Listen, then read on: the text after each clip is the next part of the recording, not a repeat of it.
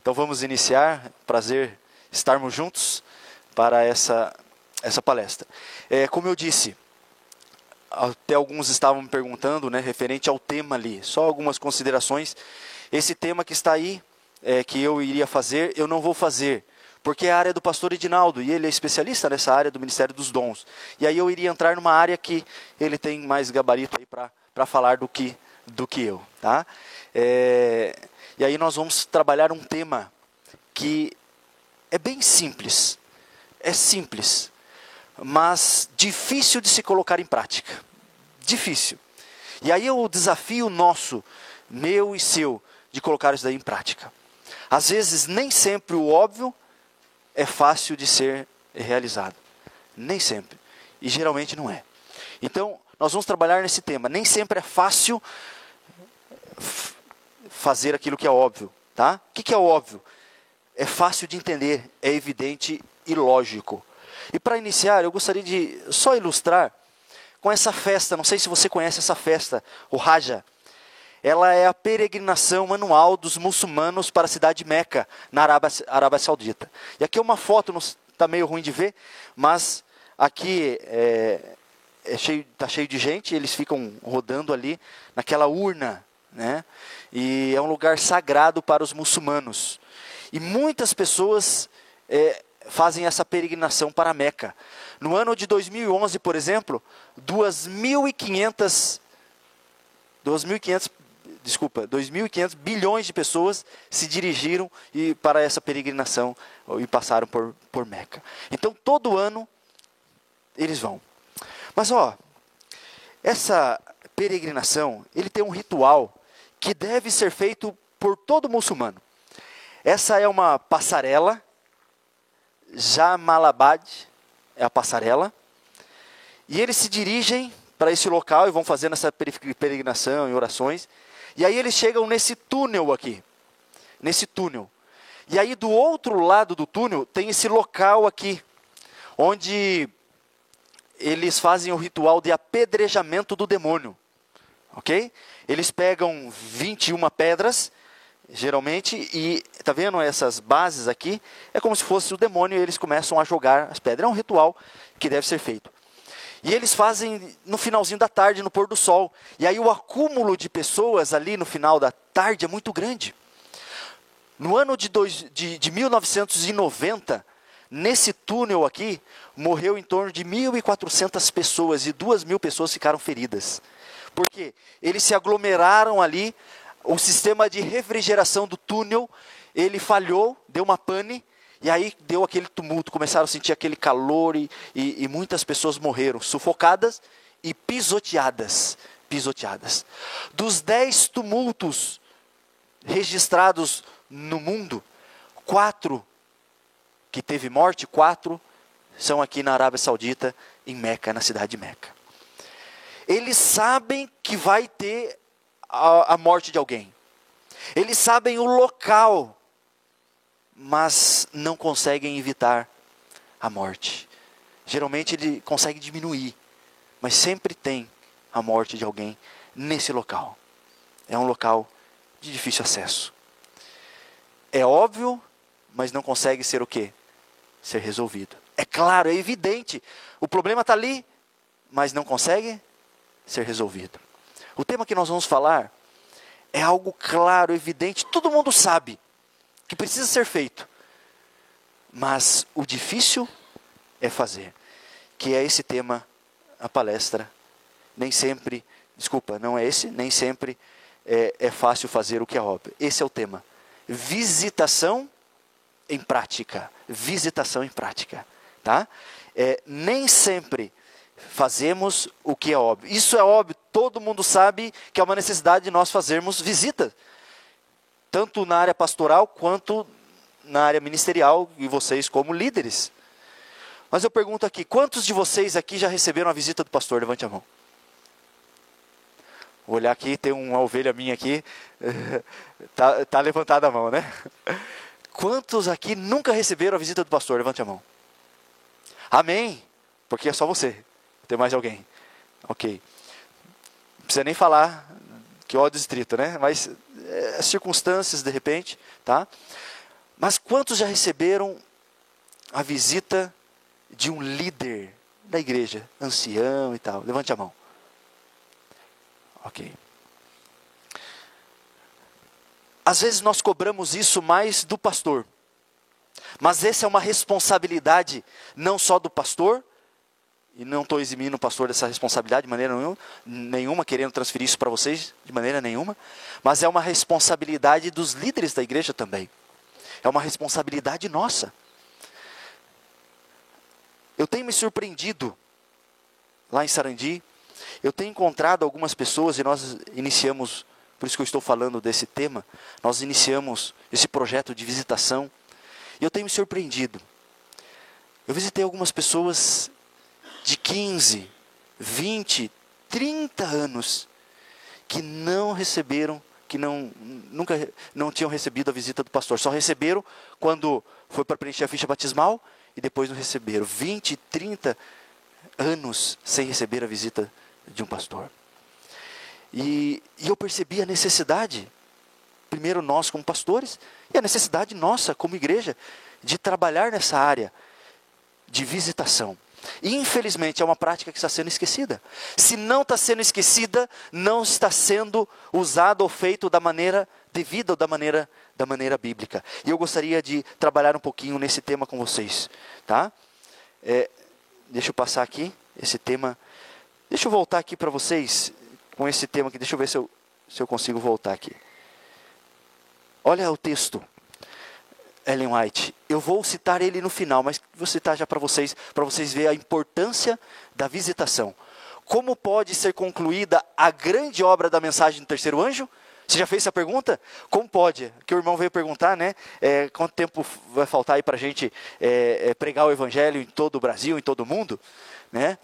Mas como pode ser concluída a grande obra da mensagem do terceiro anjo? Ellen White diz assim, em grande parte, pode ser mediante esforço perseverante e individual. E pelo quê? Visitação do povo em seus lares. Grande parte. E não estou dando aqui a solução para todos os problemas, de maneira nenhuma. Mas em grande parte vai nos ajudar. E olha, vai fortalecer você, a sua fé, e vai ajudar outras pessoas. Eu tenho sentido isso. Às vezes a minha esposa fala, mas que eu volto às vezes radiante de casa. Sabe por quê? Porque eu vou visitar alguns irmãos, e aí eu faço algumas perguntas. E eu gosto de ouvir a história daquele irmão, como ele conheceu o evangelho. E olha que histórias extraordinárias a gente tem ouvido. E isso nos ajuda a fortalecer a minha fé com o pastor. Às vezes a gente pensa, não, pastor, não precisa fortalecer a fé. Precisa. E nesses momentos que a minha fé como pastor Pedro, é fortalecida, quando eu ouço essas histórias extraordinárias de conversão, de como Deus moldou, buscou aquela pessoa. Então vai nos ajudar individualmente, e você vai ajudar a sua igreja também. E no finalzinho eu vou mostrar para você o que eu estou trabalhando lá, o diagnóstico espiritual. E eu gostaria de fazer aqui com vocês esse diagnóstico, saber como que está o nível espiritual de vocês. Está bem aí o nível espiritual? Nós vamos ter um diagnóstico, depois no finalzinho. Mas a visita é uma oportunidade divina de comunicar o amor de Deus através de nosso tempo, presença, atenção e cuidado. É fundamental que ao deixarmos os lares, deixemos na mente e no coração das pessoas visitadas mais do caráter de Deus e de suas promessas. É uma oportunidade divina que Deus nos concede de visitar e trabalhar com as pessoas nos lares. Os ministros da visitação levam a igreja para mais perto das pessoas. É nós levando a igreja mais perto das pessoas. Estabelecem vínculos de relacionamento. Os ministros da visitação têm a missão de estabelecer laços com as pessoas que se encontram em uma determinada região. Sua primeira atividade é, como o próprio nome diz, visitar, ir ao encontro das pessoas. É visitar, ir ao encontro. Esse é o ministério de visitação. E aqui fala de Cristo. Antes de tudo, o ministério de visitação é um gesto de solidariedade, imitando o exemplo do Filho de Deus durante toda a sua vida. Cristo foi esse exemplo, nos deixou esse exemplo de visitação. A visitação e a visita ajuda a aproximar a igreja do membro. Apesar das dificuldades modernas, a igreja e os membros esperam a visita dos líderes. A visita dos líderes, apesar da vida agitada. E aqui alguns textos, Marcos capítulo 1, verso 29 e 31, fala que Jesus visitou os lares à medida que via necessidade. E fala que também Jesus enviou os discípulos para visitar os lares. Eu quero ler 2 textos, depois dar algumas características para a gente fazer uma boa visitação. Primeiro texto, 1 Pedro, capítulo 5, verso 1 e 3. Eu destaco aquilo que está grifado ali. Apacentai o rebanho de Deus, o rebanho de Deus, que está entre vós, tendo cuidado dele. Então, o nosso desafio como líderes é apacentar o rebanho de Deus, é cuidar com amor, com carinho, daquilo que Deus nos concedeu, que é o nosso rebanho. E Atos 20, verso 28, diz lá, olhai, pois, por vós e por todo o rebanho, sobre que o Espírito Santo vos constituiu bispos, para apacentardes a igreja de Deus. Esse é o nosso desafio, de cuidar e apacentar do rebanho de Deus. E aqui algumas prioridades. Primeira prioridade que nós devemos ter na visitação é aos enfermos. Esses dias ali em Sarandi alguém me ligou e disse, pastor, tem uma pessoa que está, a minha mãe está doente e gostaria que o senhor fosse visitá-la. Ela está afastada da igreja e eu gostaria que o senhor fosse fazer um apelo. Eu anotei o telefone, o endereço, para ir até naquele exato momento, mas quando eu estava passando perto ali do hospital, alguém me ligou. Pastor, precisa fazer uma visita assim, assim, assado no hospital. A mulher estava na casa, a outra estava no hospital. E eu optei em ir no hospital. E fui. Só que nesse intervalo, infelizmente, aquela senhora acabou falecendo. Depois disso eu fiquei assim, preocupado. E toda vez que alguém me liga que tem um enfermo, eu largo aquilo que eu estou fazendo ou dou prioridade para os enfermos.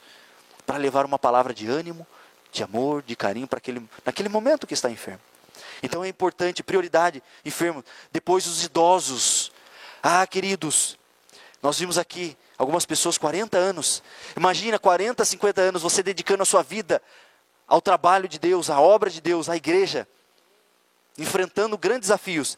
E aí por umas circunstâncias de saúde, de doença, você não pode ir mais na igreja.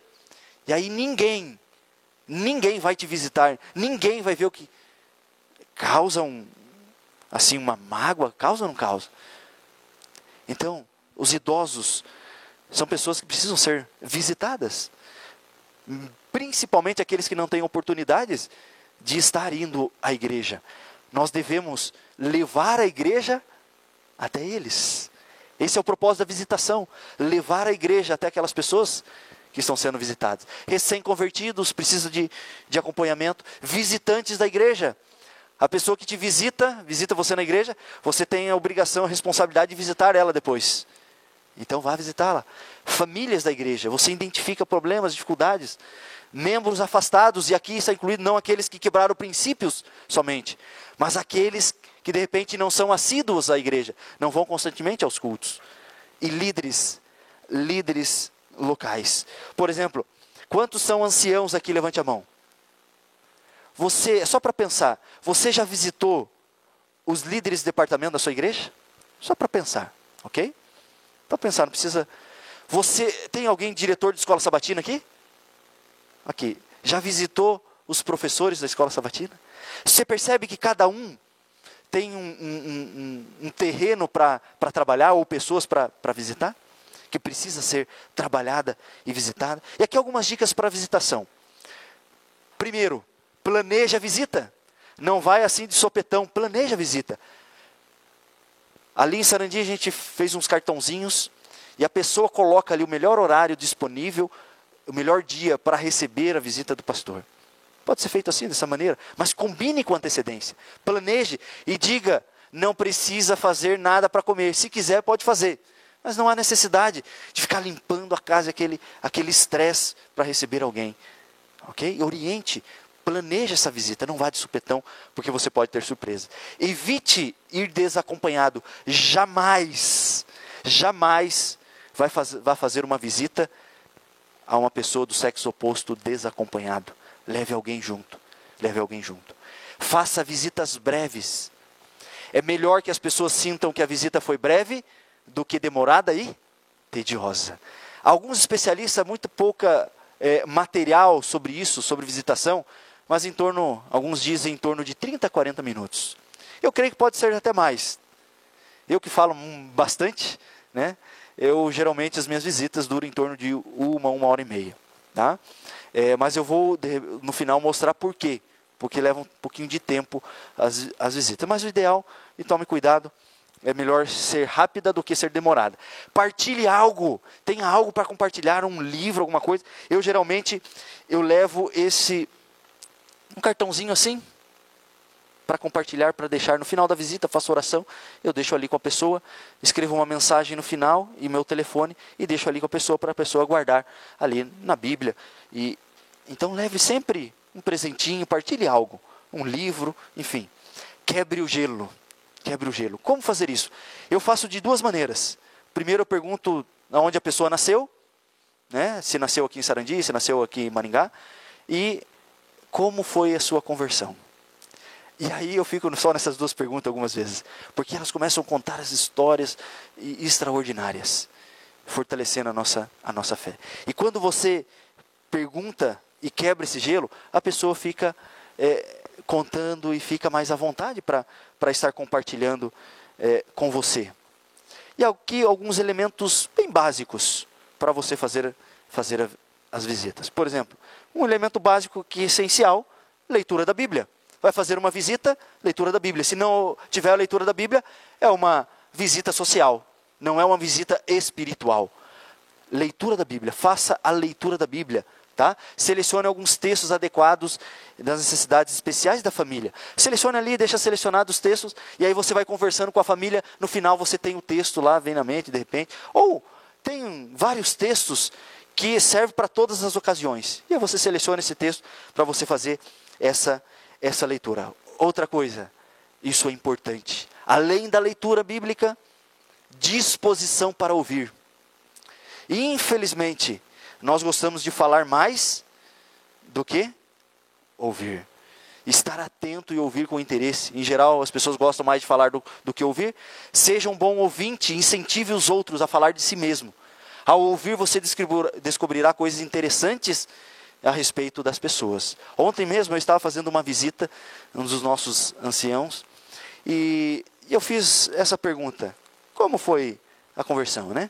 E a esposa do ancião começou a falar. E ela começou a contar que antes dela conhecer a igreja adventista, ela conheceu várias igrejas. Dentre elas, ela foi até num centro espírita e Umbanda também. E quando ela falou isso, o ancião, o esposo dela, olhou para ela: Você foi centro espírita, Umbanda? Não sabia. 15 anos de casado. Não sabia. Se o esposo que está diariamente ali dormindo com ela não sabia, quanto mais nós, que às vezes vemos ali no máximo 3 vezes na semana, e não temos muito contato para conversar, quanto mais coisas nós precisávamos saber. Conversando é que a gente descobre coisas. E aí você começa a entender por que de repente ela tem algumas atitudes dentro da igreja. Porque de repente ela foi educada, ela passou por circunstâncias, e aí reflete lá na igreja. E eu digo até nos problemas. A gente precisa conhecer para poder entender o que ela está passando. Por isso que é importante saber ouvir. E olha, que momento na igreja, não digo nós como líderes, mas que momento na igreja, aquele que está nos visitando, ou aqueles que recém-batizados, que estão se fortalecendo, estão engatinhando na fé, que momento eles têm para falar dentro da igreja ou nos cultos? Na escola sabatina? Tudo bem, ok, na escola sabatina. Mas, se ele não conhecer o assunto, se ele não tem a lição da escola sabatina, não conhece o assunto, ele vai ficar inseguro para comentar ou falar alguma coisa. Ele não vai falar. Não vai falar. Ele vai ficar na dele, vai entrar mudo e vai sair calado. E aí, lá na casa, ele sentado no sofá, onde ele senta todo dia, onde ele fica à vontade, aí ele vai falar para você, ele vai abrir o coração, ele vai falar. Disposição para ouvir. Diógenes, ele diz: temos 2 ouvidos e uma boca, para que possamos ouvir mais e falar menos. Muitas pessoas enfrentam grandes necessidades, mas como podemos ajudá-las se não paramos para ouvir? Se não paramos para ouvir? Ah, queridos, disposição para ouvir. Palavra de Deus, leitura da palavra de Deus e disposição para ouvir. Quais os benefícios no ato de ouvir? Aqui tem 3. Respeito. Se eu respeito meu semelhante, eu ouvirei com atenção o que ele está dizendo, demonstrando assim que estou interessado naquilo que ele tem a dizer. Esse gesto revela meu interesse por ele. Interesse, o ato de ouvir é um sinal de interesse pelo ponto de vista alheio. Eu me interesso, mostrando que eu me interesso por ele. E ele vai se interessar por você. E a presença. Ouvir significa presença total. Você não pode ficar fazendo mais nada, só ouvindo. Então, esses são os benefícios. Disposição para ouvir. E outra, cânticos, uma música. Cantar um hino. Geralmente pergunto, qual o hino que você mais gosta de cantar? Qual o seu hino predileto? E a pessoa fala e nós cantamos. Cantamos aquele hino. Esses dias eu estava fazendo uma visita para uma pessoa que tinha passado pelo tratamento do câncer e havia cicatrizado o câncer dela. E nós fomos lá fazer uma visita de agradecimento a Deus, né, fazer uma oração com ela, agradecendo pela recuperação dela. E comigo estava uma irmã que estava acompanhando essa senhora. E eu escolhi o hino para nós cantarmos Como Agradecer. Propício, né? Ela havia se recuperado, como agradecer a Deus pelas bênçãos que ela tem recebido. E cantamos, mas no momento do hino, a irmã que estava acompanhando ela começou a chorar. E eu não entendi, mas depois eu fui entender. E eu conversei com ela no final, depois da visita, depois da oração, e ela disse: pastor, essa semana eu tinha desistido de tudo. Eu não queria mais saber de evangelismo, de cada um salvando um. Eu tinha desistido literalmente. Eu não queria mais nada, Mas, quando nós cantamos aquela música, Como Agradecer, eu comecei a lembrar das bênçãos, das maravilhas que Deus operou na minha vida. E eu não poderia deixar de servi-lo, de agradecê-lo por tudo que ele fez. Como não agradecer? Um hino confortou uma pessoa. O hino tem esse poder. Então cante um hino especial com a pessoa. Com certeza vai fazer grande diferença na vida da pessoa. E, por fim, a oração, não pode deixar. Eu gostaria de ler esse texto. Eu não estou com a citação, só coloquei ali Ellen White, esqueci de colocar a referência, tá? Mas ela diz assim: a oração deve fazer parte de cada visita. Jamais entre em um lar sem convidar a família para se reunir, prostrar-se e orar com eles antes de sair. Jamais entre no lar sem convidar a família para orar. Faça oração, ok? E agora, para nós terminarmos, eu gostaria que vocês me ajudassem, se alguém pudesse me ajudar aqui. Eu não sei se vai ter para todos, tá? Eu creio que sim. Mas se faltar, ok. Já ficaram sem. Então tá bom. Então começa com vocês, tá? Ok? Mas esse é um questionário espiritual, tá? Ele geralmente é assim. Isso daqui não é meu, tá, queridos? Não foi eu que inventei isso. É um grande amigo meu, pastor. Ele desenvolveu esse projeto de avaliação espiritual. E ele colocou o título Meu Crescimento Espiritual. E é interessante, para você diagnosticar e ajudar o seu liderado, o seu membro lá na sua igreja, e eu estou usando isso na minha com os meus membros, diagnosticar o que ele precisa crescer. Qual o nível de espiritualidade dele. E ele vai colocar de 0 a 10. Eu costumo dizer que é de 1 a 9. Por quê? Porque ninguém é 0. Na avaliação espiritual, com certeza, ninguém é 0. E ninguém é perfeito, ninguém é 10. Então, por isso que eu coloco de 1 a 9. Tá? Então, eu gostaria, não sei se vai dar tempo de fazer, tá? Mas eu gostaria de dar algumas orientações. Está aqui, ó. O que você vai fazer? Você vai selecionar uma pessoa para você visitar. Uma pessoa para você visitar. E aí você vai pegar isso daqui como base, meu crescimento espiritual em Cristo. E aí, você vai fazer 2 visitas para essa pessoa. A primeira visita, você vai fazer colocar o nome dela aqui e vai colocar, tem um espaço aqui, primeira visita. E vai dizer para ela, olha, quando você vai no médico, o médico faz várias perguntas para diagnosticar que enfermidade você está. E nós vamos fazer algumas perguntas para estar diagnosticando a sua realidade espiritual. Como que você está? E aí, nessa primeira visita, você vai fazer essas perguntas e na segunda visita você vai desafiar. Como assim? Você vai falar para ela dizer de 1 a 9, qual é o grau de 1 a 9, qual é o grau de cada questão aqui. Por exemplo, na questão da comunhão, do relacionamento e da missão. Questão da comunhão. E aqui está o primeiro item aqui, ó. Aqui, ó. Olhem aqui para você ver. Presença nos cultos. Por exemplo, como que você está na presença dos cultos do sábado pela manhã? Eu creio que aqui todo mundo é assíduo. São líderes. De repente, tem que pregar uma outra igreja aí, não dá para estar na igreja, né? Mas tem vários membros que vão, de repente, no sábado, uma vez por mês. Tem ou não tem? Tem. Né? Então, você vai identificar. E aí você vai perguntar para ele. E ele vai dizer para você. A minha presença, não tenho ido muito. Minha presença está em torno de 5, 4. Aí ele vai colocar aqui. Ok? E aí, no culto de quarta, no culto de domingo, no culto jovem, no culto familiar. Como é que está o culto familiar? E aí ele vai te dizer, olha, não tenho feito o culto familiar. Então você coloca de 1 a 9. Ah, é 1. Ok? Coloca aí. E aí vai colocando. Culto de pôr do sol. Eu tenho me surpreendido, muitas famílias têm deixado de fazer o culto de pôr do sol. Antigamente a gente fazia o culto de pôr do sol na entrada do sábado e na entrada, ou encerramento do sábado, né? Muitos estão deixando de fazer o culto de pôr do sol. Cuidado. E aí o interessante dessa pesquisa aqui, desse crescimento em Cristo, se você como líder vai perguntar isso para o seu liderado ou para o seu membro, você precisa estar em dia com todas essas questões. E por isso que eu digo que a visitação, e nesse aspecto, vai ajudar você no seu crescimento espiritual e vai ajudar outros. Estudo da Bíblia, como é que está? Lição da escola sabatina, meditação, e aí você vai identificando.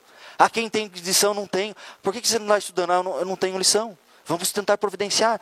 Espírito de profecia, guarda do sábado. E aí entra a fidelidade. Talvez em algumas questões aqui, você não se sinta à vontade em perguntar. E aí você risca daqui, não pergunta. Por exemplo, como é que está a sua fidelidade nos dízimos, nas ofertas, nos pactos? Eu não vejo dificuldade você perguntar, você como ancião, líder espiritual da igreja, perguntar isso. Mas alguns, de repente, não se sentem à vontade. Então você não pergunta, você não precisa perguntar isso. Mas oração, como é que está a sua oração individual? Ah, preciso crescer na oração, não tenho orado tanto. E aí, ele vai somar todos. E aí vai dar uma média. No finalzinho aqui, ó, nota. Soma as notas e divide por 16, que é a quantidade que tem aqui. E aí vai dar a média na questão da comunhão. E aí você vai na missão, no relacionamento. Como é que está o relacionamento familiar? De 1 a 9. Aí a pessoa vai colocar, está 1. Tá bom, tá 8. Na questão do relacionamento na igreja. Na questão do pequeno grupo, na questão da escola sabatina. E aí ele vai somar e vai dividir por 4. E aí agora na questão da missão. Estudos bíblicos. Está dando estudo bíblico? Ah, não estou dando estudo bíblico. Ok, de 1 a 9, quanto? 2, 3, aí coloca ali. Visitas conduzidas à igreja. Você tem levado visitas às igrejas?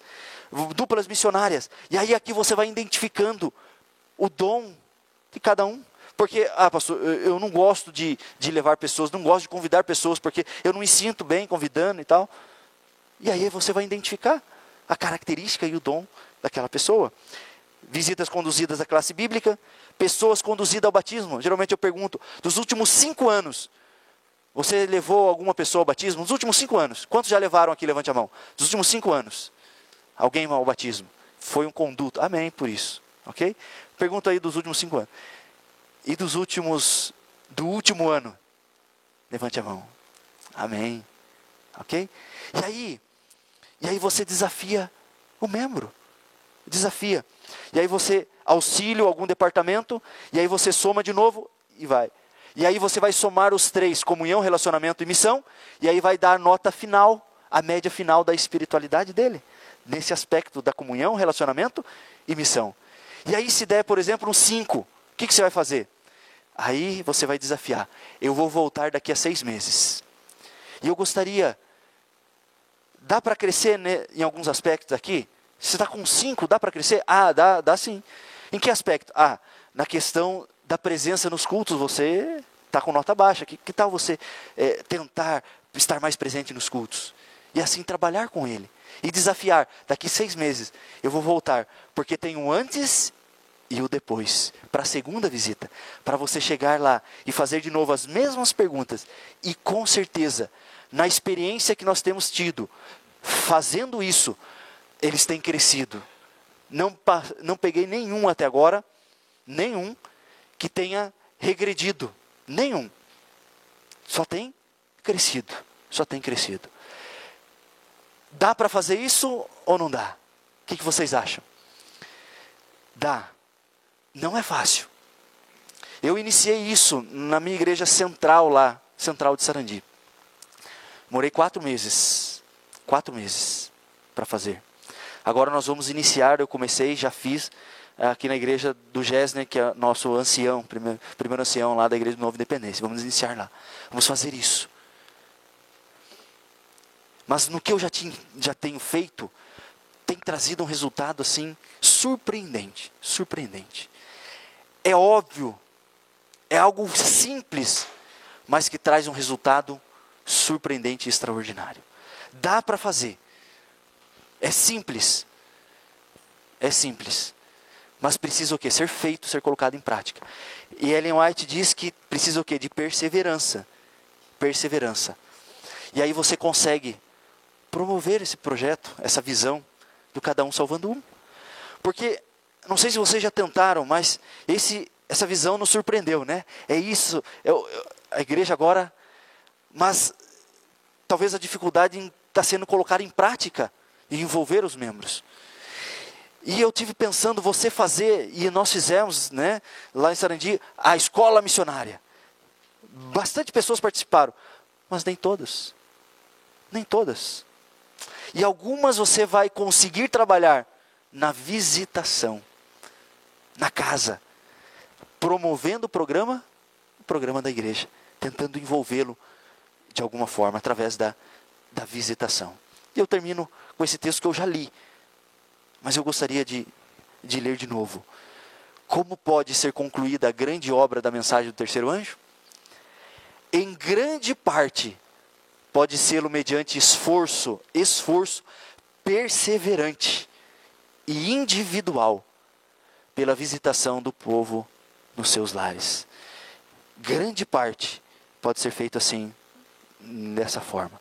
E um dos meios mais eficazes de se comunicar à luz é pelo trabalho particular e pessoal, no círculo familiar, no lar do vizinho, à cabeceira do doente, de uma maneira tranquila, podeis ler as Escrituras e falar sobre Jesus e a verdade.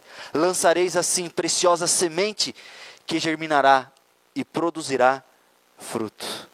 Que Deus nos ajude, queridos, para que possamos colocar em prática. Talvez aqui você já sabia disso, todas as informações, a forma como devia ser feito, mas a ideia era relembrar e tentar desafiar você a colocar em prática, lá no seu departamento, na sua igreja, nos líderes que você tem à sua volta e nos membros também. É uma grande responsabilidade que Deus concede a nós, mas que deve ser feito e Deus vai nos capacitar para que possamos fazê-lo. Que Deus abençoe e que Deus nos ajude.